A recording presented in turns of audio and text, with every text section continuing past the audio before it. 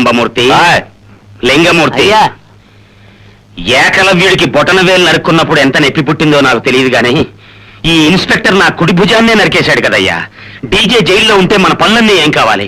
మాజీ ముఖ్యమైన మంత్రి గారు కదా తమరు, మీ పలుకుబడిని ఉపయోగించి ఆ డీజేని విడిపించుకోవచ్చు కదా. లాభం లేదు. ఇప్పుడున్న ముఖ్యమైన మంత్రికి నేనంటే పడదు. ఓసారి అతన్ని దింపేశాను కదా. ఆ నెల తిరగకుండానే తమరు కూడా దిగిపోయారు కదా. అదే నేను చేసిన పొరపాటు. దిగనంటే దిగనని బేసం పెట్టి కూర్చోవలసింది. ఈ తిప్పలు ఉండేవి కావు.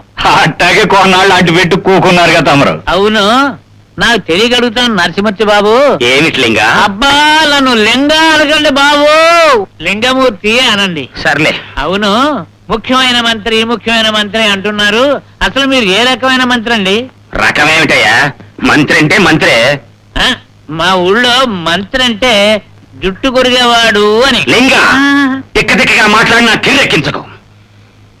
ఆ బోసుగాడికి కోర్ ఇన్స్పెక్టర్ తోడయ్యాడు. మనం తక్షణం ఒక పంచవారాల పథకం వేసి వాడిని అదుపులో తీసుకోపోతే మన భారీ ప్రణాళికలన్నీ ఆగిపోతాయి. అప్పుడు నువ్వు చెప్పిన జుట్టు కొరిగే మంత్రుల అవసరం మన త్రిమూర్తుల ముగ్గురికి పడుతుంది. కాబట్టి వాడిని జాగ్రత్తగా ఓ కంట కనిపెట్టుండాలి.